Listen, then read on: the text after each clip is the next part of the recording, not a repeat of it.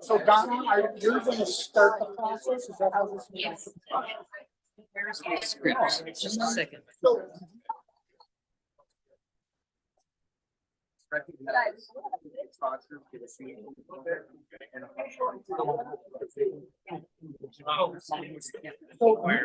that's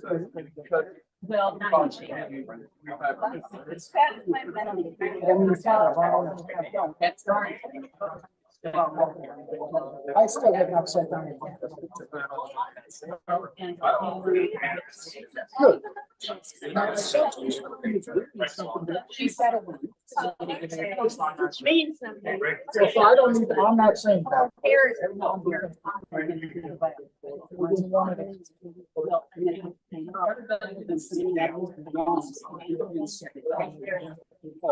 So both you all. And then,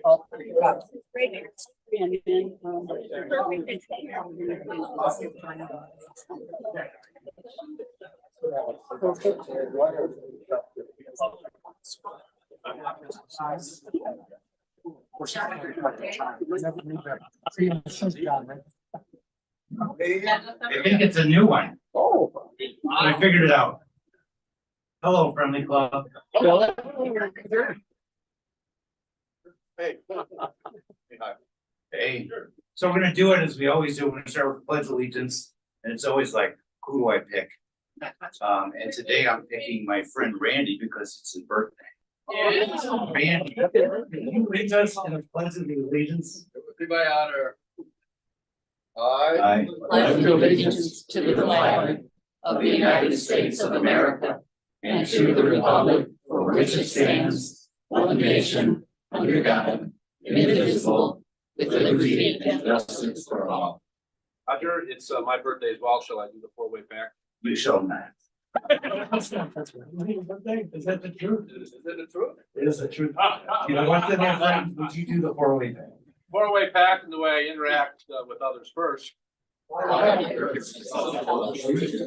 will be kind in a way so I will be fair and not seek selfish advantage. I don't need to see your driver's license. Is that the truth? Jeff. I would like to now ask for peace and quiet for my friend Jack Lucas to lead us the invocation. Go, Jack. If we could bow our heads to God. We give thanks for this day, for this sunshine, and we give thanks for all the guests that are with us today. And we ask a special blessing on the Rotarians here and around the world and projects that they're involved with. Bless this food and this meeting to our use. We ask this in your name. Amen. Amen. Amen. Okay, have a seat. We'll do introduction of guests in a bit.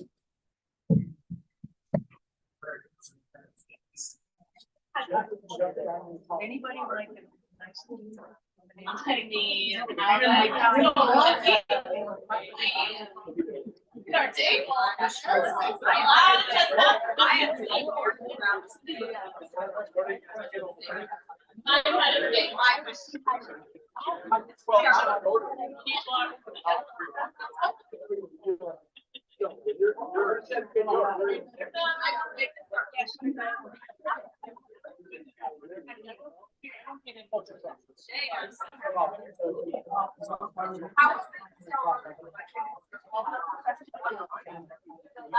Wow.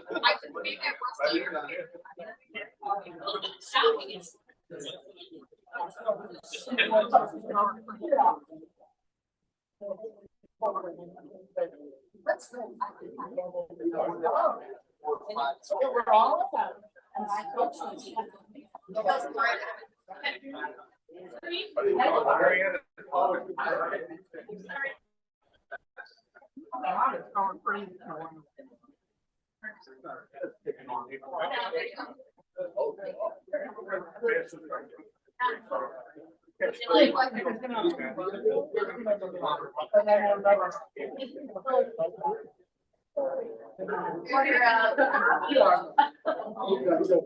Yeah.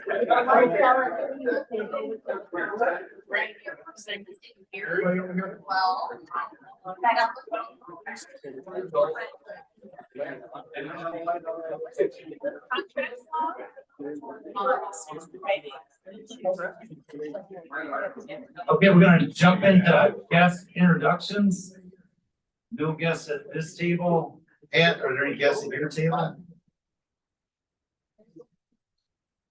I have two guests that I'm very happy to introduce today. The first, many of you met last week, Cherie Thomas, who is my mentee and has come to find out something about me. So she knows whether she wants to throw me back in the pool or not. So the mentee wants to see if you're mental. And my husband Ken, who I invited so that he could defend himself at the end of my presentation. Nice. Looking forward to it. I would like to introduce the visiting Rotarian, the District 6440. And the North Brook. Hey, Donna, welcome. We're glad you're here.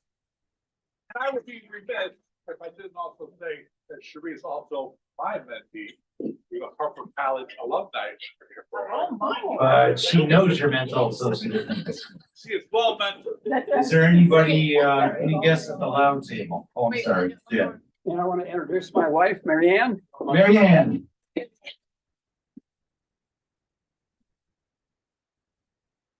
Go ahead, Mike. I'd like to introduce our Wilford Governor nominee. Yay, Rick. Glad to hear it.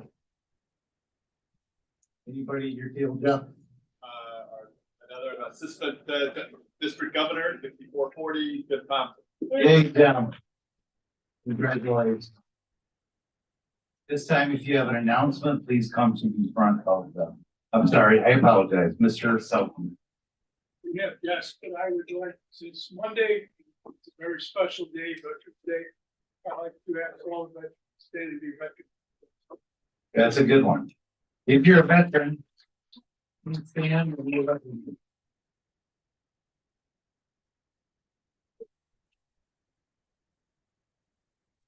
Thanks, Jim. Any other announcements, please come to the front of the room. Hey guys, I just wanted to say thanks for the response for packing Thanksgiving sides at my house. I gave an option Sunday or Monday and we had a really good response for Sunday, so we're gonna knock it out on Sunday. But I do need an extra, well, I don't really know for sure. If anybody is available to help cart the stuff to Wings on Monday, I'm not positive if it's gonna fit all in my car. So, Shay, you're available? Okay, so thank you. If I need you, I will call you. Thanks, guys.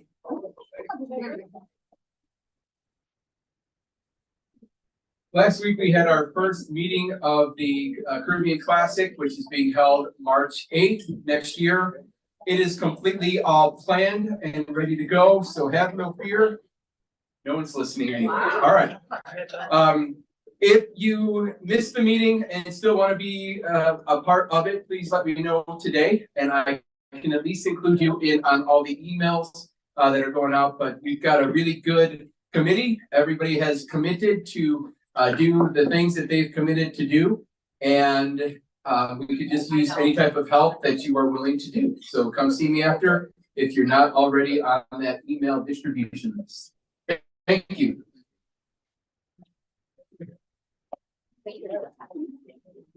There's a lot of committed people in here, isn't there? Hey, listen, for those of you who wondered where all of our money go to all these projects we're working on, like me, I don't know where it goes, so I'm gonna be doing this. This gentleman, Andy Ullman, I don't know if you know him, but he's having a Zoom call on November 15 at 7 a.m. And there will be the student from, I believe, from Uganda, where some of our money went to. So we're going to be talking about that. And also, they're also gonna be talking about, the project, that they have going on for, Quito, Ecuador. So you may want to hear about that as well. I'm gonna go attend this because I have no idea what he's gonna go to.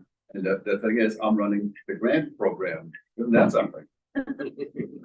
So this is good learning for me.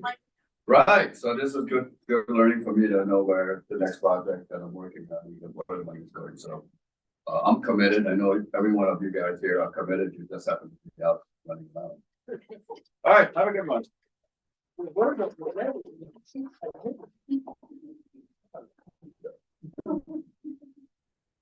Hello, friendly club. Hello. We have a few things going on. We have the holiday party on December 6th. So please get your signups in so we can give them a count. If you want to sign up on the tables, I'll enter it into Club Runner and keep you posted. It'll be an amazing night. Chicago Prime Italian. I think some of you might know they have really good meatballs. November 15th, Friday night, next week, we'll be doing Color Me Mine, just a informal. If you want to show up, you could show up. You can do plates, bowls, all kinds of Christmas stuff. Where do they go? Color Me Mine at Streets of Woodfield. It's a ceramic place. Okay. And Jean has this lovely holiday bag. This is a kind of personal promotion. We do a pajama drive every year for Willow Creek Church. And this will be, I think, our 6th annual, and we try to break the record every year. So we're gonna have collection boxes in private businesses and banks, places where people could drop them off. But we figured at Holly's suggestion, we'll bring a bag every Friday till the end of December. So if you would like to bring in pajamas, 2T to adult sizes for the kids at Willow Creek, we'll collect them here. Thank you very much. We're trying to break our record. Last year, we got over 500 pairs of pajamas. So it's a really lofty goal, so we need everybody's help. Can they be used or They have to be new. Yes, thank you very much. Get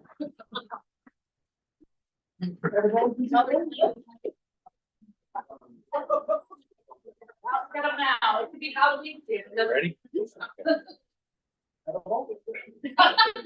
Now I would like to invite from the district Donnelly Zoe up to make a presentation.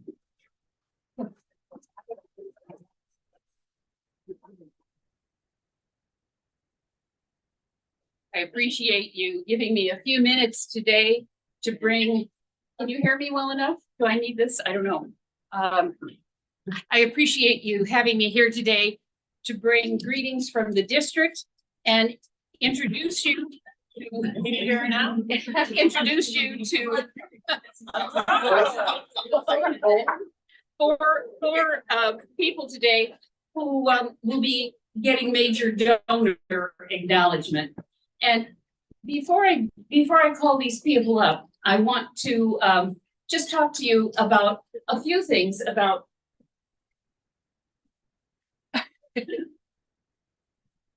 thank you very much. Thank you. I want to talk to you just for a few minutes about what major donor means. You become a major donor in the Rotary world when you have contributed a cumulative amount of $10,000. You go to level 2 when you have 25,000. You go to level 3 when you have 50,000. You go to level 4 when you're at 100,000. And those of you who are Paul Harris's know that at every $1,000 you get acknowledged. But when you become a major donor, nobody pays attention to you from 10,000 to 25,000 to 50,000 to 100,000. When I became major donor share, I said, I think that's pretty silly. So we have instituted a certificate program. So if you are a major donor, you can look forward to getting a certificate from our district to acknowledge that you've moved up another 5,000. We don't do it at every 1,000, but we do it at 5,000. And you know, as Rotarians, we do service above self 2 ways. One way is by rolling up our sleeves, as you're going to do on Sunday when you pack things for wings.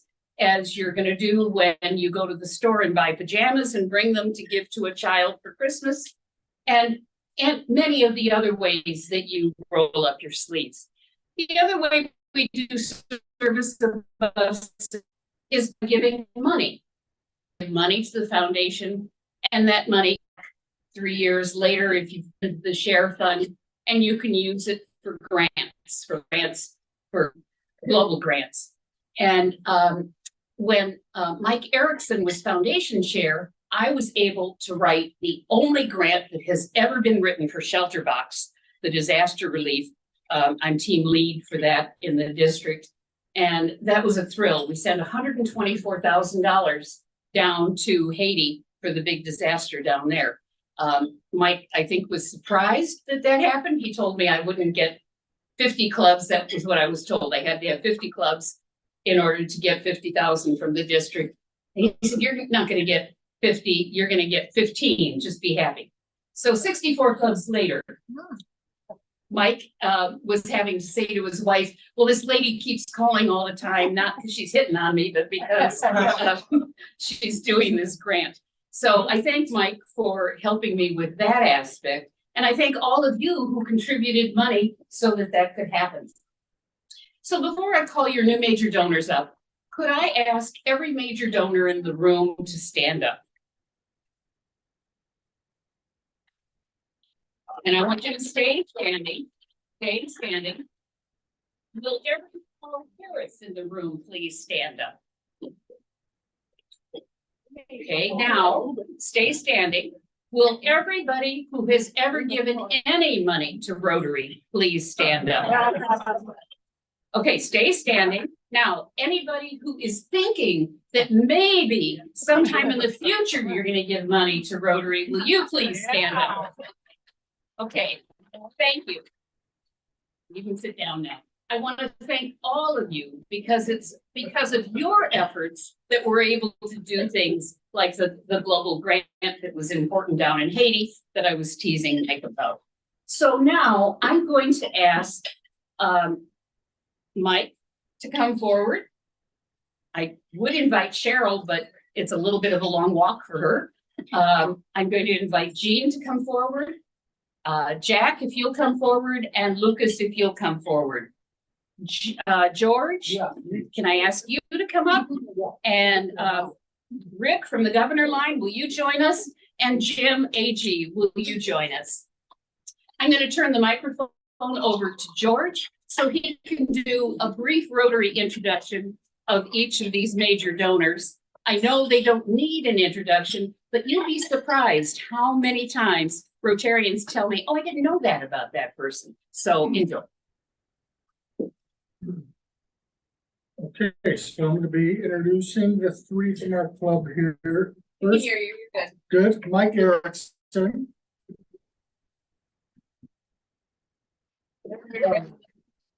He joined the Chandra Hoffman Club in 1989, served as club president during the 98-99 Rotary year. He was AG, for those who don't know that, an assistant governor for 2 years at the beginning of the 2000 Rotary year. We could do that more than 1 year ago. They're not gonna do it like you do 3 by flunked out. Okay. Then he transitioned to the assistant governor coordinator for the next 2 years. Mike served as our district trainer. The next 2 years, became district governor in 07-08. That's when I joined. That's when I knew Mike as district governor. Foundation chair and zone treasurer are other district positions that Mike has held, each for 4 years. So that's for Mike. Thank you, Mike. Jean Schlinkman, she began her Rotary journey while working for the Schaumburg Park District in 1993 and thought of it as a work obligation. It wasn't until she learned of Rotary's immense impact on the local community and the world that she was hooked. Creating lifelong friendships and growing leadership skills have been bonuses. Jean was president of our club in 01-02 and has served on the foundation board. She's received the Rotarian of the Year award twice, and the 4-way test award. Jean is proud to have co-chaired the 2020 Classic Committee with Rosemary Justin and leading the team through a last-minute Facebook Live event within 2 days after the COVID shelter-in-place order was announced. That was brutal. That was a great triumph. She considers her biggest Rotarian accomplishment as having written 2 ACE global grants and securing $240,000 for much-needed adult career education. And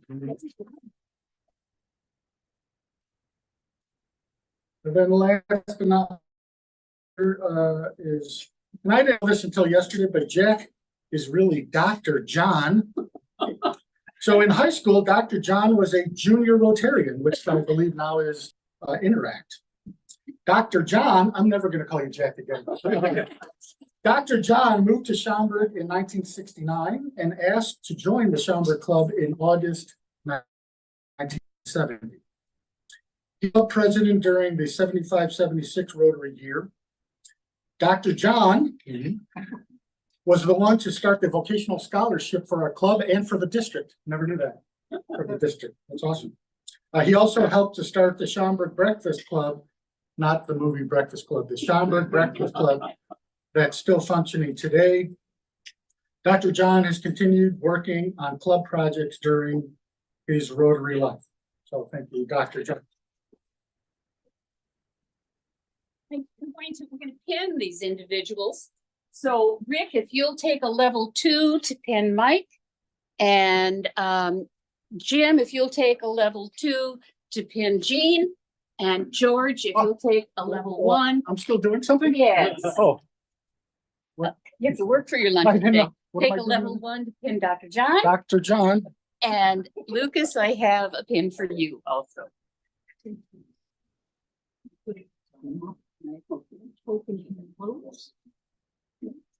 Hey, let's pretend like I'm sticking. You're welcome. And I want you up there to get a picture taken too.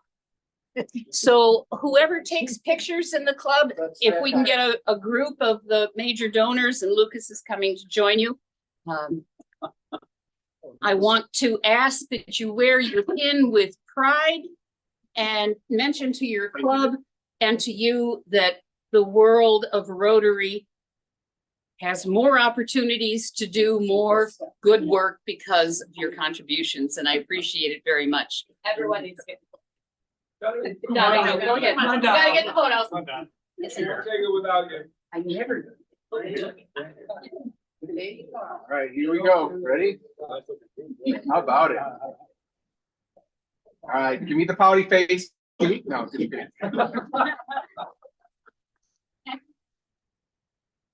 And we give each of these Rotarians a chance to tell you why they give, and then we'll stand up and club. Okay.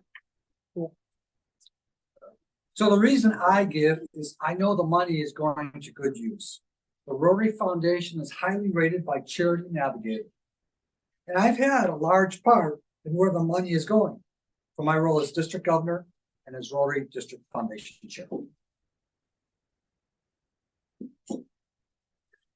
I give because the Rotary Foundation relies on Rotarians around the world to bring forth worthy projects that reach thousands who need aid every day.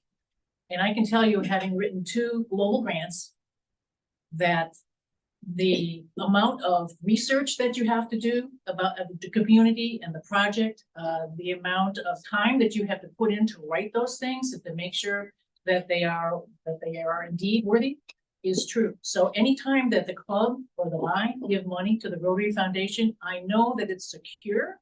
I know that it's going to be overseen by responsible Rotarians who are entrusted with that money and with that project, as Pat and I were as administrators of the grants. So I know that my money and our money is secure. So that's why I give.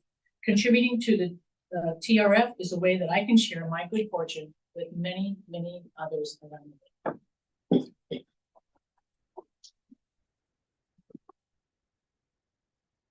Well, I grew up in the church and giving was really an integral part. And so it was almost in my DNA giving. So coming to Rotary, that was a no-brainer, giving a substantial amount.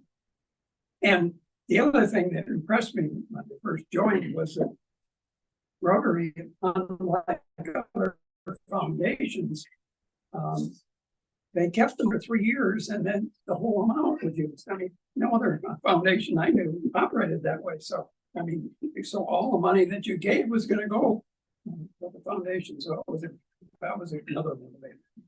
Thank you. So let's congratulate you.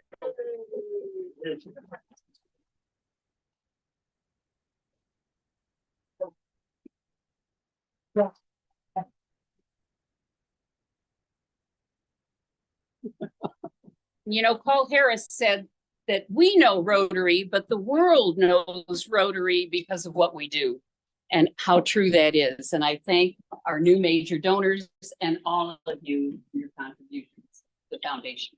Thank you, Dana. Thanks, Donna. Thanks, Jack. Thanks, Mike. Thanks, Gene. You know, problem when you're so tall that you always have to adjust it. Or so short.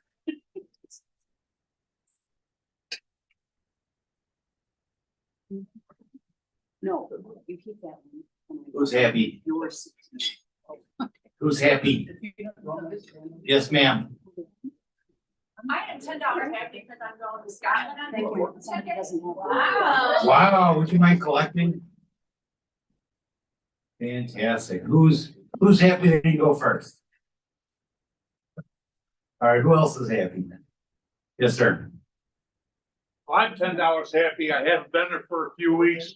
We went to Galena, which was for a destination CLE and saw the sparkling colors.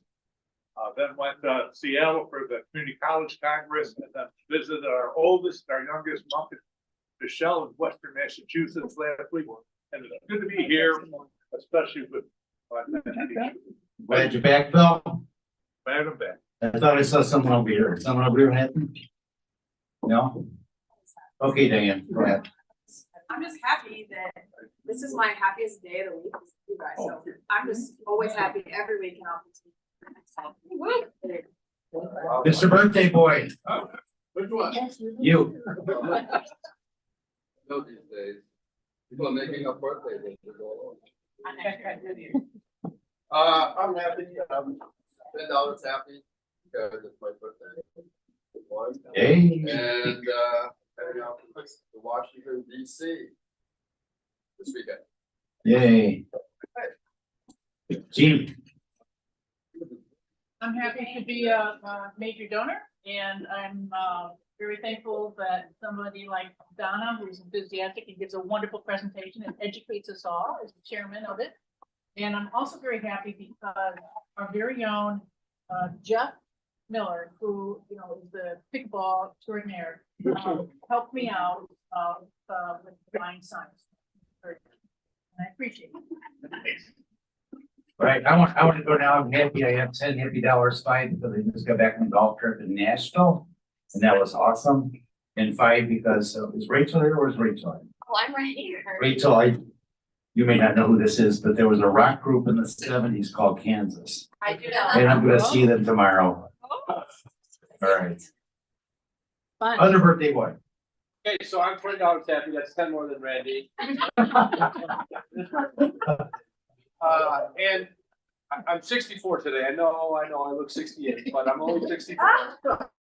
But it's also my 35th self bonus year, from 29 years old when I. Why did something happen? It's a long story. But anyway, so every year is a bonus for me, and I'm on 35. We're glad you're here, man. That's the birthday. Glad. Get back down. So on a cold and windy day, 55 years ago, my wife Joyce and I got married. And it's been a happy event for the last 55 years. So I have a check. Fantastic. That's a good one. Fancy.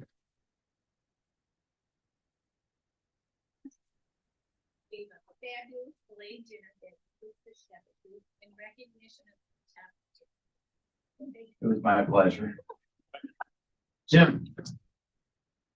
Got 10 happy dollars. Two things. One is I was really proud of you guys were very well represented at the district conference a few weeks ago. So thank you for those of you that attended. And also, I am very happy because my wife gave me probably the nicest birthday present I can recall receiving. I turned 67 a little over a month ago. On my 67th birthday, I got an 1967 Mustang convertible. Oh, Jim, I will be talking to my wife about your. Awesome. It is also a great type. I had a 67 convertible when we started dating. I'm pretty sure that's the only. Kind of happy about it. That's awesome.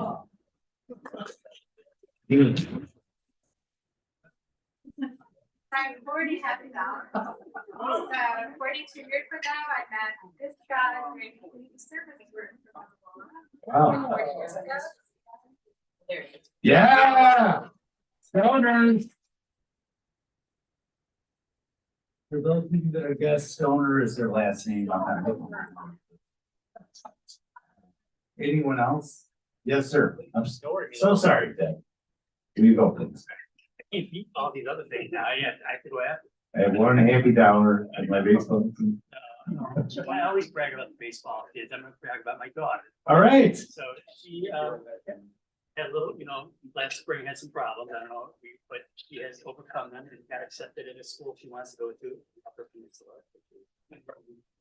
Very expensive, but her grades are such that she qualifies for in-state tuition and grants, and it's actually cheaper to go there than to stay in our state.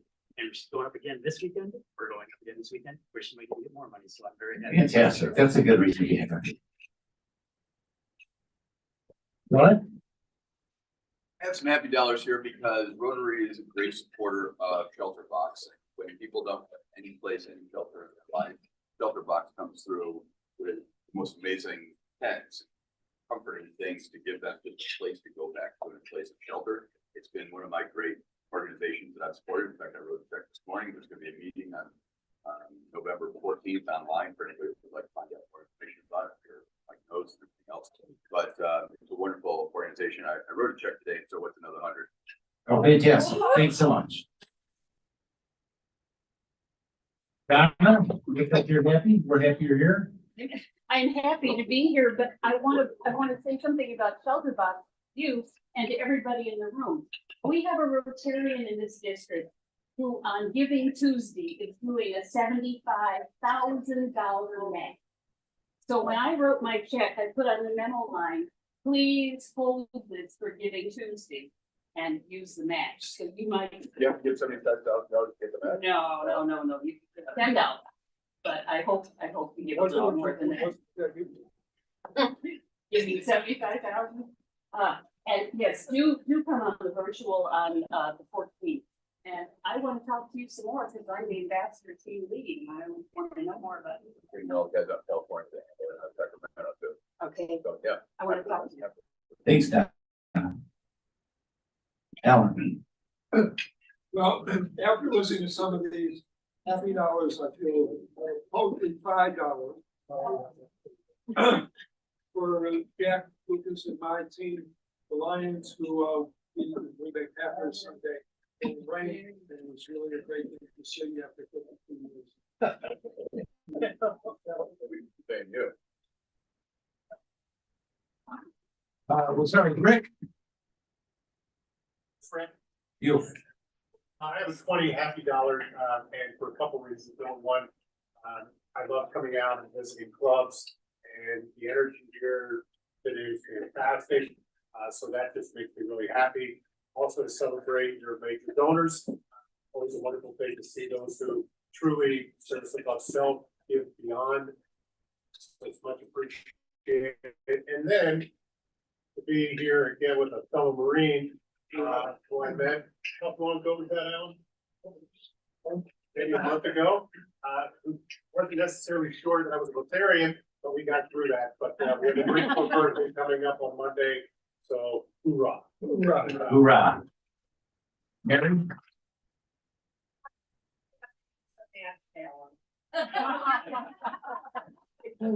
You know, Gillette would like it to be matched. Linda. I have 3 happy dollars. I have one happy dollar because because this year, for the first year in the 3 years, my granddaughter's in Florida, we're going to Grandparents' Day. I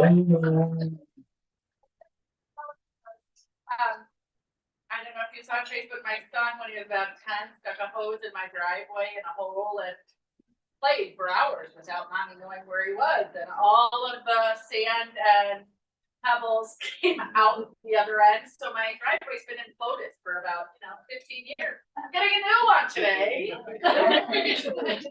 And the third happy dollar is for friends in the club like Alan and Nancy Redmond, and there are a few other you that are keeping my husband busy on the weekends with plumbing. Thank you for using my husband. Fantastic. It's been a long happy hours, but I think we still have time for Jean. So Jean.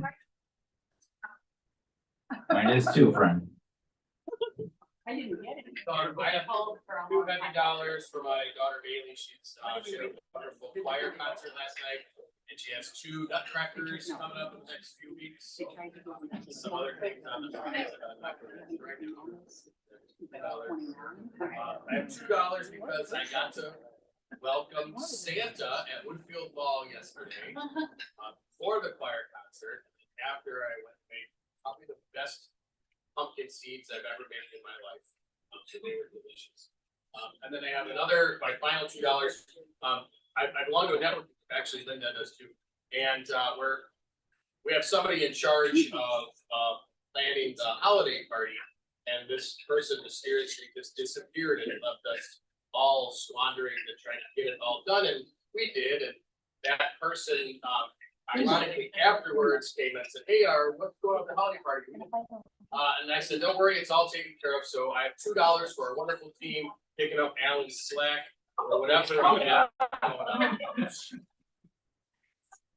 All right. It is the happiness, I think, right? Or we're gonna do the Queen of Hearts. Let's do the Queen of Hearts.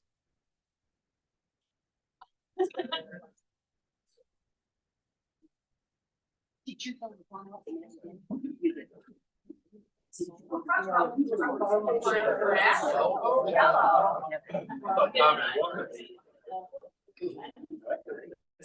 I like how you think.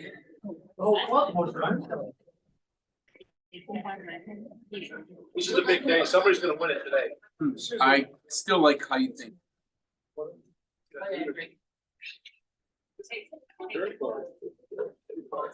Terry Park, well, gotta be here to win, but again, no, that's not the rule.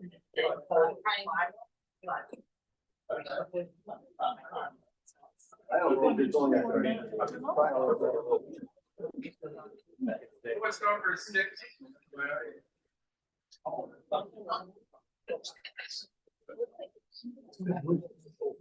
Right.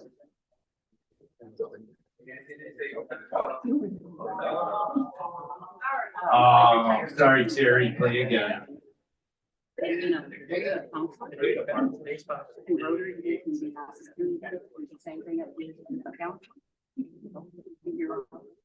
They're both.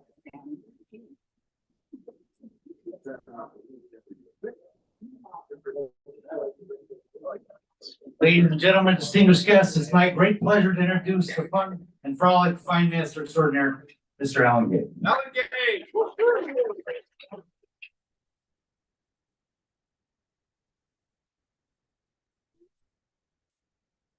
Hello, friendly folks. Hey, Alan.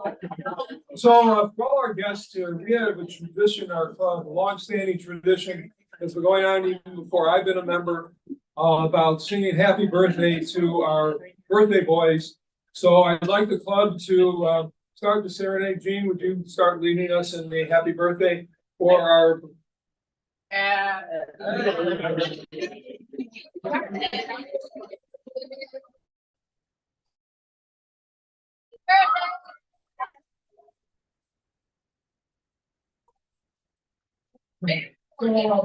thank you for that. So, neither Randy nor Jeff told you not only is today their birthday, but they're twins. I don't know which ones, Danny, if you know which ones are Schwarzenegger, but they're twins.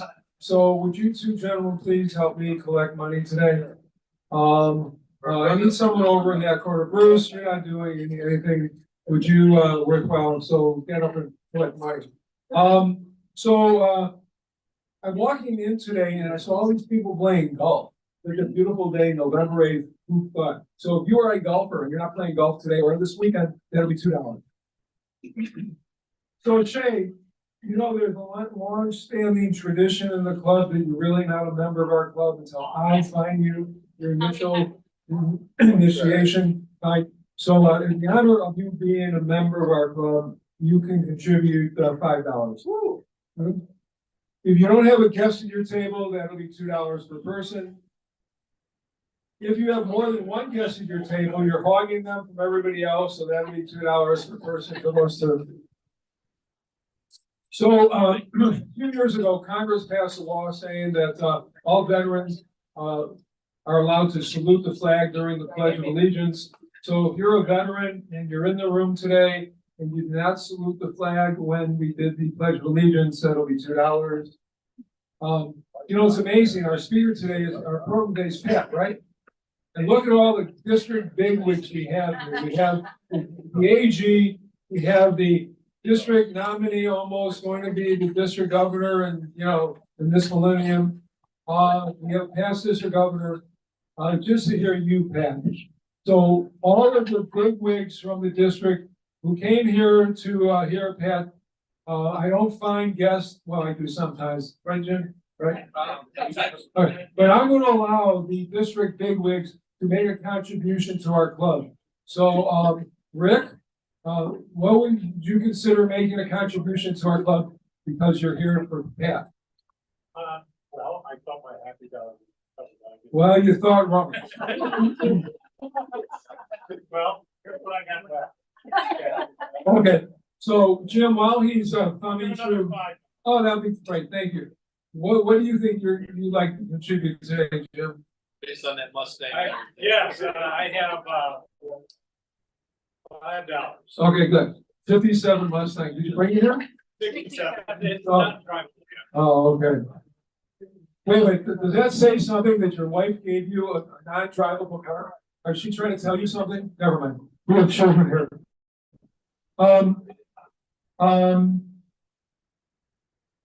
Mike.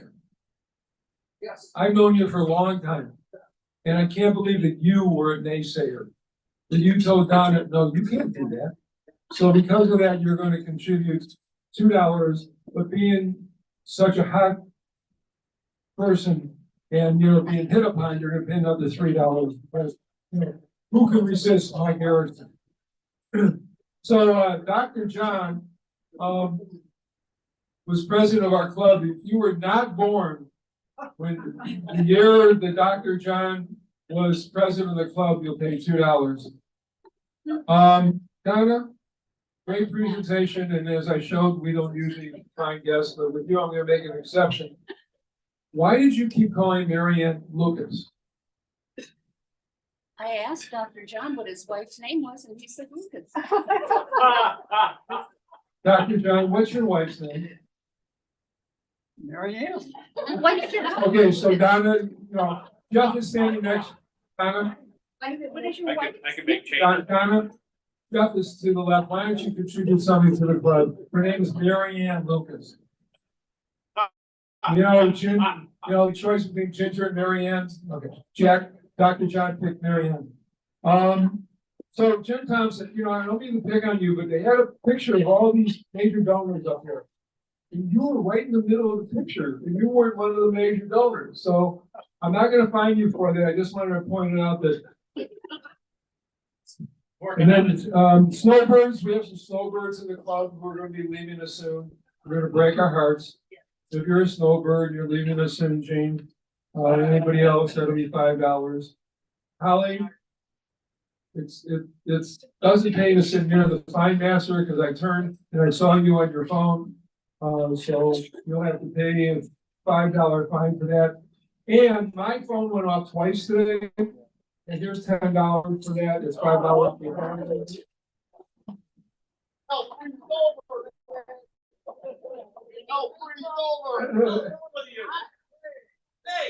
got a bad president now.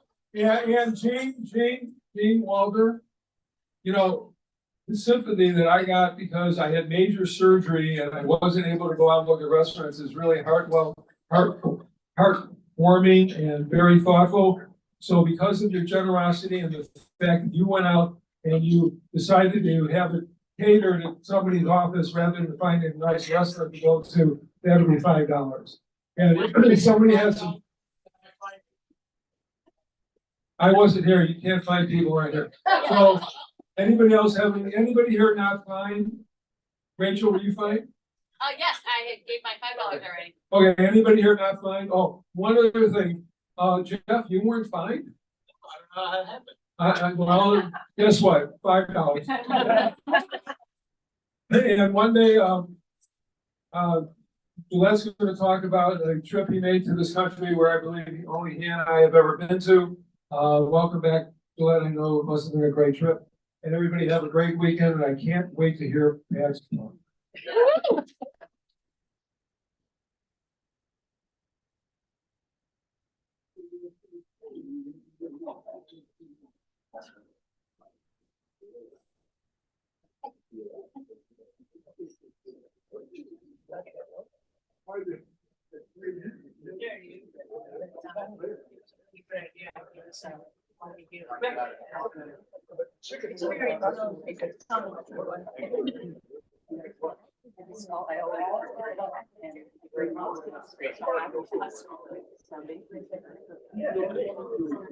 And now a lady that needs no introduction, but I'll introduce her anyway. Ladies and gentlemen, Pat Groenewold.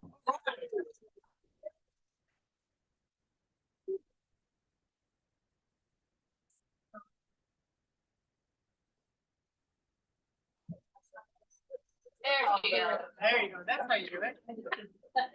Well, when Bob asked me to speak, he wanted to know all about Pat. So that's what I titled it. But don't think you're gonna learn it all about me. But I am starting at a very early age. My mother, with Cat in Arms, was born and grew up in Grundy Center, Iowa, and came to Chicago for nurses training in the 30s, into the wild and woolly Chicago at Michael Reese Hospital. And for those of you who don't know where that is, it is no longer on the south side of Chicago. My father grew up in Chicago. He contracted polio as a young child and went through 19 surgeries to allow himself to stand and walk. He walked with a severe limp, but he was able to walk. Most of his young life was spent either in hospitals or recovering at home. And he did not get to finish high school. They were married in 1937. She had been his nurse in the hospital during some of his hospital stays. She was 6 years older than he was. And they wanted to have a family. But for them, it wasn't easy.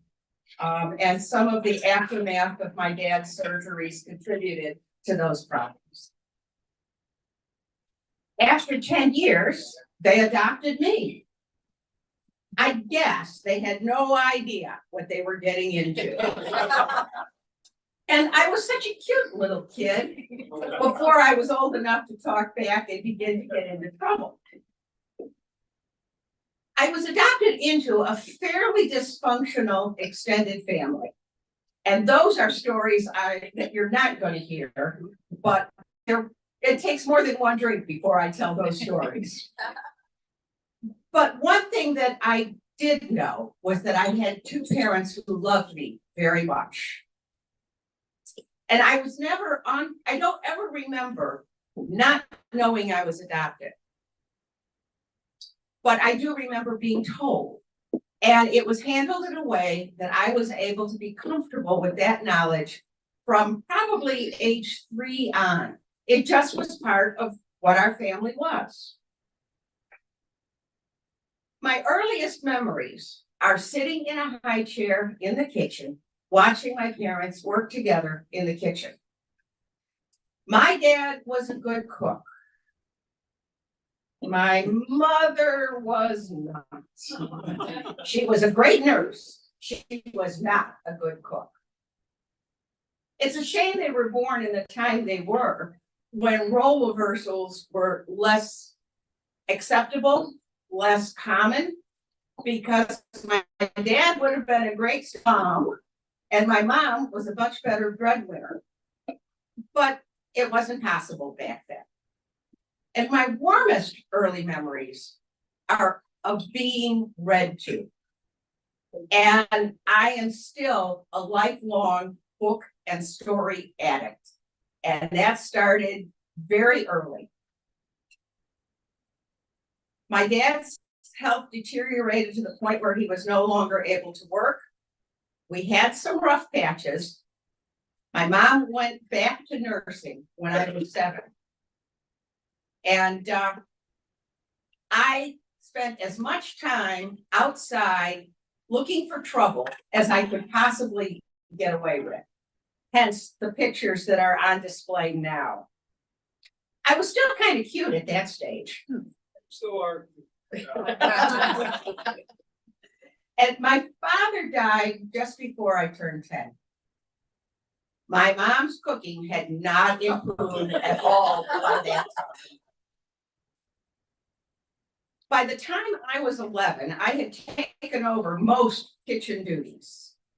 I had to grow up fast in a number of ways. As an only child, and we were talking about being only children before the meeting started, my constant companion was my little black dog, a Cocker Spaniel Beagle mix. She was a great friend and very patient, as I would dress her up, put her in a doll buggy, walk her around the neighborhood, and pretend I had a baby sister.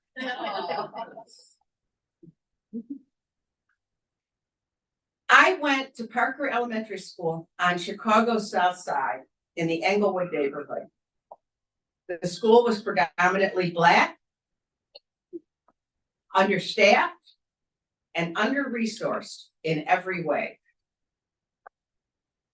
By the time I was in 3rd grade, end of 3rd grade, we were going to school half days.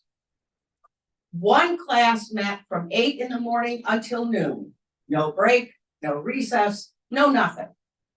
And the other met from noon to 4. We didn't have our own books, we couldn't take them home, and we shared the desks. At that point, my mother said, "This isn't what I want for you."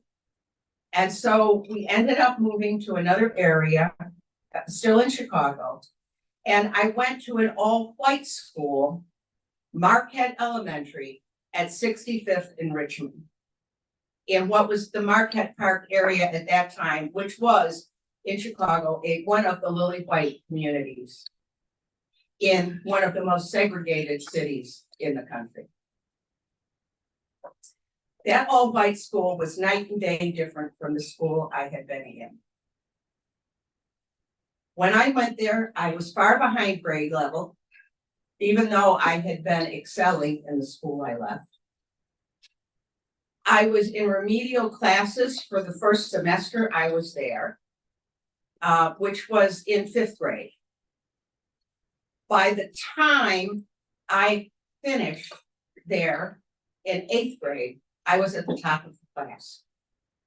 So it wasn't about who I was or how I could learn. There's no such thing as separate but equal.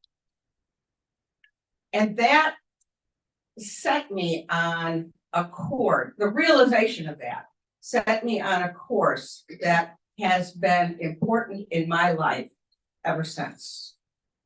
Now, one of the things that I got to do in this new school was be part of a dramatic arts group. We did plays, we worked on memorization. It's part of why I'm fairly comfortable up here speaking to you. One of the things I thought about as I was preparing for today are the people, places, and experiences that contributed to who I am today. And one of the mentors that was important in my life was the person who taught the dramatic art activities. You know, she had you can do it, just get up there and do it. Don't let anybody tell you you can't. She also gave me my first job for money. That was me as one of the 3 little maids in the Mikado. In addition to my canine best friend and all the friends I met in the many books I read, I had a real life person best friend named Judy Boylan. She and her family were also instrumental in helping me fit into a school that was very different from what I had experienced before. And there's a whole set of stories there too that we're not going to get today. She was an only child too and had lost her mother. So she and her family had a good sense of my situation as well, and probably understood that better than anyone I have ever known. We remained friends far into adulthood, and her father Pete and Aunt Pat were like family to me and to my family. Then there are the high school years. I can't believe we looked like that back then, but we did. I went to Parker High School at 65th and Wood, and it was a fully integrated high school with good teachers, good education, and a terrible, terrible football team. I was in high school for only 3.5 years as a combination of extra courses each year and an effort to want to get out, and the next pictures will tell you why I was in a hurry. But I was still valedictorian and elected most likely to be lynched by the person I pushed out of that position in the graduating class. I have special fond memories of 2 other people who mentored me and helped create a reasonably confident, reasonably articulate, and someone who enjoys writing kind of person. And that was an English teacher named William B. DeYoung, who was pushed people. And for me, not for everybody, but for me, that was what I needed. Somebody who would say, oh, come on, you don't have to be that stupid. You can do better than that. And all you have to do is tell me something like that, and I'm going to show you you're wrong, that I'm going to do it, and I'm not going to be stupid. And then a history teacher named Elston Coleman, whose love of history was contagious. There were other great teachers, but those 2 stand out and I can still picture them as though they were standing in front of me today, telling me I can continue to be better. Ken and I were married on December 18th, 1965, 6 months after I graduated from high school. We were both in college and both working. Ken was the one with the real job, though. I was working retail at a Weebolds department store at 63rd and Halston. And that was an education in itself, too, but that's another set of stories. It took some convincing to get the pastor at Ken's church and where I was attending to actually marry us. There was something I left out of my high school years. How I recruited my husband. I had become very involved, very active in church. And through that, in a citywide youth organization, city and suburban-wide Chicagoland youth organization. And I had been elected the president of the South City chapter of that organization. And there were some churches that had not sent a representative. And Seventh Presbyterian Church of Chicago was one of those. And those of you who know me well know that I can be relentless. And so I kept calling Reverend Irvine until it finally got to be easier to find somebody to send than to keep hearing from me every week. And the person he sent was this guy named Ken. I don't want to tell you how long it took me to spell that name. And you know, we hit it off. We actually hit it off better than we knew. Both of the people we were dating at the time figured out we were an item long before we figured it out. And in fact, Ken's girlfriend threw us both out of her car on the way home from a meeting. So anyway, we did finally figure it out. And 2 years later, we got married. And but Pastor Irvine had known both of us for a long time.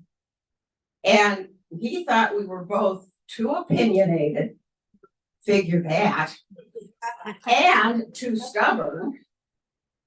Who knew that we could never make a go of a marriage and that it would never work, especially at our age.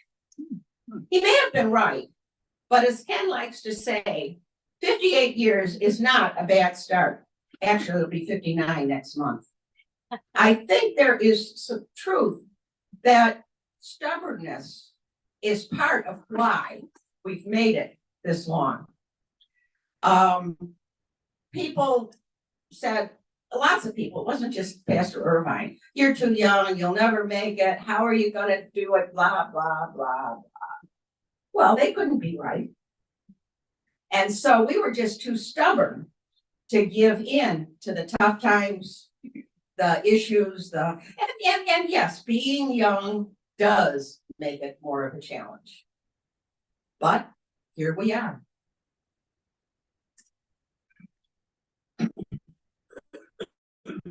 During the time that we were the second year of our marriage, my mom became too ill to continue to work and was living with us. And that's when I knew I had married a saint. There were times when Ken was responsible for me not strangling my mother on a given day. And I'm really, really grateful that I didn't, because I'm glad to be here and not in prison today. And it was during that time when my mom was living with us that our first child, a son John, was born. I do have to thank my mother for getting me to the hospital before he was born. She was an experienced obstetrics nurse, and she was the one who got Ken home from work in time to drive me to the hospital. I had some things I had to do first. Well, my mother was right and I was wrong. John was born before Ken got me checked into the hospital. And there are some funny stories about that too. My mom passed away 6 months later. Fast forward a number of years. 2 more children, daughters Cheryl and Betty, our very own house, the first house I had ever lived in. I'd grown up in apartments. We had been in apartments when we were first married. Ken got his degree in accounting and a very nice offer from Arthur Anderson, the public accounting firm. I worked as a church secretary and volunteered at the kids' school, had wonderful, well, mostly wonderful neighbors, except for the one who threatened us because my son's best friend was Black and liked to play at our house. I was very active and happy. I had good friends. It was a great place for the kids. It was the kind of neighborhood where you just fed whoever was in the house at lunchtime and let their folks know they were there. I liked being a stay-at-home mom. But Ken worked in public accounting and put in many long hours. And he decided he would like to be a more involved dad as well. And so he decided to look for something, a different job. Well, he got a job. In 1977, he went to work for the Tappan Company in Mansfield, Ohio. We all thought it was going to be a great adventure. We were all on board, all 5 of us. However, the experience did not meet the expectations. The house was great. It was amazing shopping in Mansfield, Ohio with Chicago homeowner dollars. For those of you in real estate will appreciate that. However, it turned out to be my 3 years in exile.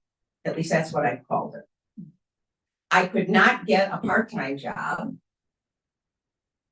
The schools did not accept volunteers. I enrolled at Ohio State. I had not finished my degree work by the time we decided to have kids. And so I enrolled in Ohio State, and people thought there was something really wrong with me because I would drive the whole hour and 20 minutes to Columbus, Ohio from Mansfield, which my son had described as being halfway between Columbus and the 19th century. And he was right. And I also learned very quickly that I am a big city person. There was a cornfield behind that house. What's with cornfields? So I told Ken I didn't know what he was going to do, but I was going back to Chicago. He started looking for a job in Chicagoland the next day. I'm very grateful for that too, Ken. We returned to Illinois in 1980, bought a handyman special house in Wilmette. We ended up in Wilmette because that was the cheapest house we saw anywhere near Skokie, which was where the job he came back to was located. As a South Sider, I was very worried about living on the North Shore because we all knew what people north of North Avenue were like. Well, Mansfield was a good prelude to that because Mansfield people were way more snobbish and aloof than anybody I met on the North Shore. The house we bought had been dubbed the Pits by the real estate office that was listing it and had been on the market for a couple of years, which explains how we could afford it. The owners ended up being so glad to get rid of it. They had been in the house for 3 years, returned to England. It was a business move for them, leaving a high school student in residence to finish the last semester. So you can imagine it's some of what we discovered in that house as we dug through it. But it had been on the market so long that we put in a really low ball offering that we then have room to negotiate. They took the money and ran, and we had it at a price we could afford. The first time Ken's dad, who was a real sweetheart, saw the house, he was appalled. His line was, "I've never seen a house with so much unrealized potential." He was a master of language. There was no room in that house that we did not have to do something with. Some of the pictures you see there, the woman that had lived there saw herself as a great artist. And so she painted with artist oils on walls. That was okay if it was over wallpaper, and when we steamed the wallpaper off, the painting came. Not all of it was over wallpaper, however. So some of it was a real adventure getting it to go away. In fact, I don't know if you can tell that there's a unicorn on the wall in the back of that room. It took 7 coats of primer, one of which was a sort of banned substance to make Mabel the unicorn go away. We shoveled out the wall window and yada, yada, yada, on and on. It was my full job for the first 2 years of house. The Groenewold family, as I was putting this together, I was thinking about people that really made a difference in my life. And the Groenewold family, immediate and extended, may have contributed the most to who I am today. Even before I knew Ken, or even before Ken and I were really dating, I didn't know him, but we hadn't admitted yet that we were an item. His mom learned that I would be alone on Thanksgiving. As a nurse, my mom worked many holidays, and so I spent a lot of time alone. She invited me to dinner, and it was right after the assassination of President Kennedy, which will place it historically. And I was so glad not to be alone that Thanksgiving. I received such a warm welcome from wonderful people, and they quickly became the family I didn't have, and saw me through some difficult times with my own family. You know, Mom and Dad G, as I came to call them, and Ken were there for me every step of the way. I had the absolute most wonderful mother-in-law that has ever been. She was my mother for much longer than my own mother was. I was only 20 when my mom died. Martha Groenewold filled that role for the next 48 years until her death. I was honored to be the one with her in her last moments on earth. I could fill another whole program with Groenewold family stories, which actually, I left my phone somewhere. How's my time? 5 minutes. According to Jim. We lived in our beloved old house in Wilmette for over 34 years. After we got the house livable, I decided I needed another career now that I wasn't general contractor anymore. I started working at church and at the public library and at McCormick Theological Seminary. And a dear friend and colleague of mine at church by the name of James Adelbach, another mentor in my life, made the suggestion that maybe one full-time job would be easier to manage than 3 part-time jobs. And he suggested that I apply for something at Rotary, which is where he worked. Did some quick research, found what I found I liked. I applied and I got the job. And enter yet another mentor who was my first boss in Group Study Exchange, which is a program that doesn't exist anymore, at Rotary. And her name was Beverly St. George. And she had been a longtime employee, took me under the wing, introduced me to everybody, showed me the ropes in a way that I've never had in a business situation anyone else ever do. I worked with various grants programs, but after the special grants, which was the forerunner for matching grants, was in big trouble because the person that was working on it left. And I was invited to help out, and that started me in a whole different direction. And I got to work with Polio Plus before it was Polio Plus, Polio 2005, which is how it started.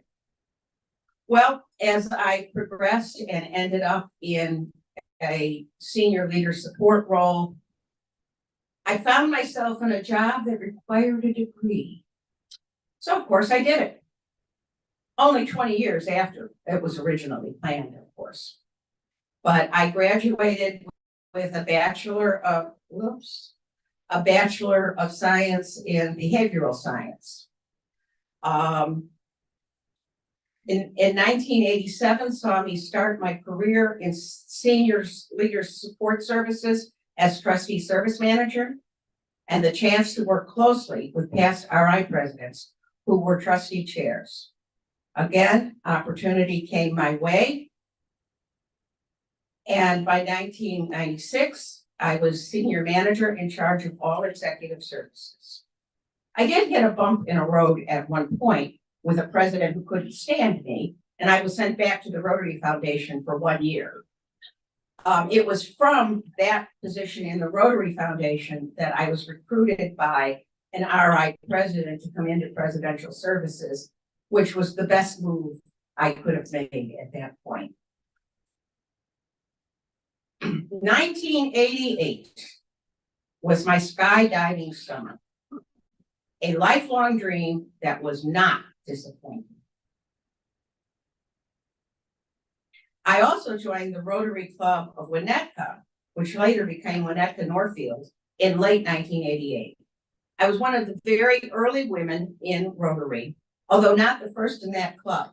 They had brought in 4 women at the same time, just a couple of months before I joined.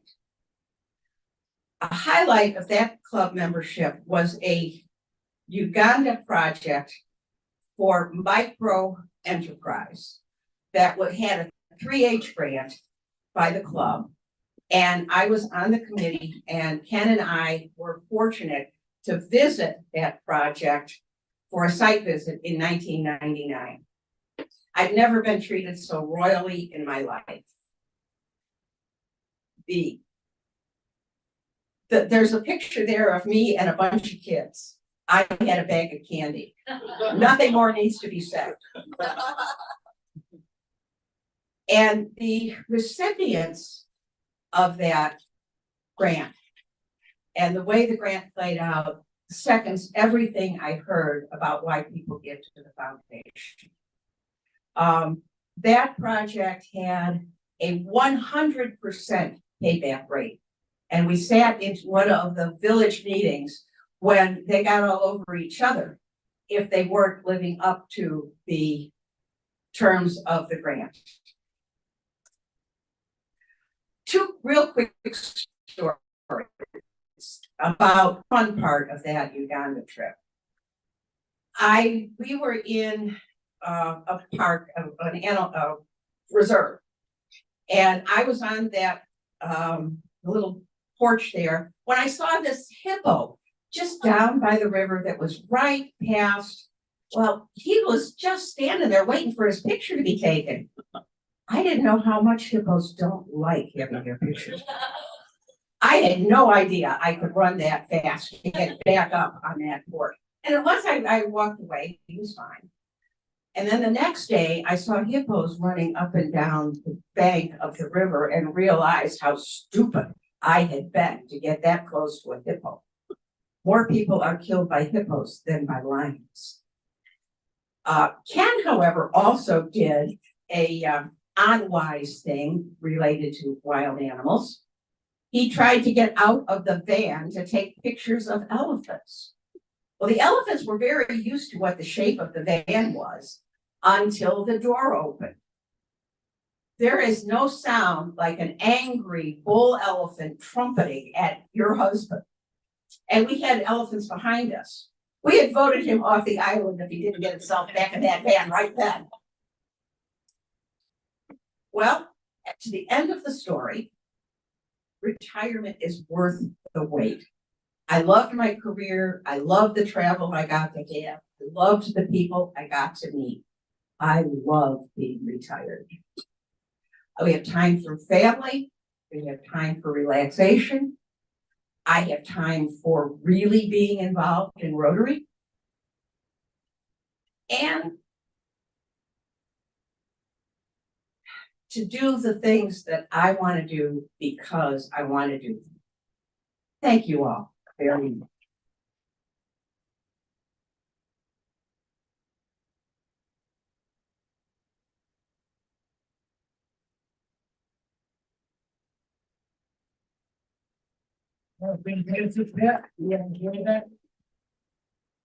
All rise for the meeting. And would you mind having the honor of leading us before we? I would love it. The four-way test of the things we think, say, and do. First, Is the truth. Is it fair for all to learn? Will never purchase. Never choose to all concerned. We are the Friendly Club.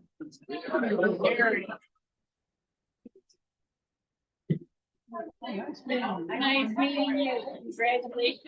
Congratulations.